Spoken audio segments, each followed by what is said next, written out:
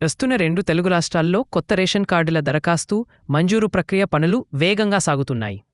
తెలంగాణలో చాలా కాలంగా రేషన్ కార్డుల పంపిణీ నిలిపేశారు. దీంతో కొత్త కార్డుల కోసం చాలామంది దరఖాస్తు చేసుకున్నారు. కేంద్ర రాష్ట్ర ప్రభుత్వాలు అమలు చేసే చాలా పథకాలు అందాలంటే రేషన్ కార్డు ఖచ్చితంగా ఉండాలి. ఇదికి ఇంత డిమాండ్ ఉంది.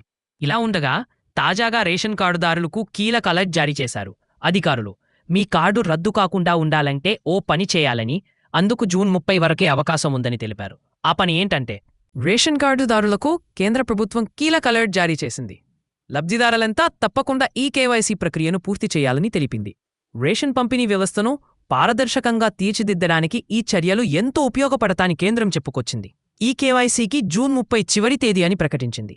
ఇచ్చిన గడువులోగా ఈ కేవైసీ పూర్తి చేయకపోతే వారి కార్డును రద్దు చేయవచ్చని, లేదంటే జాబితా నుంచి వారి పేరును తీసేసేందుకు అవకాశం ఉందని వెల్లడించింది. ఇటు తెలంగాణ ప్రభుత్వం కూడా రేషన్ కార్డుదారులంతా ఖచ్చితంగా ఈ కేవైసీ పూర్తి చేయాలని చెప్పింది.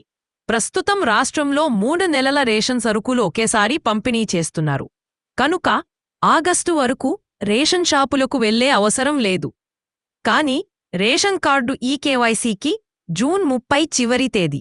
ఆ తర్వాత చేయడానికి అవకాశం ఉండదు.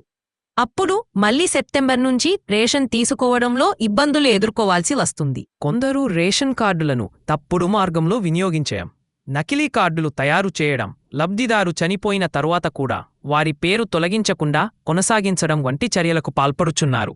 ఈ క్రమంలో ఇలాంటి మోసాలను అరికట్టడం కోసం కేంద్ర ప్రభుత్వం ఈ కేవైసీని తప్పనిసరి చేసింది.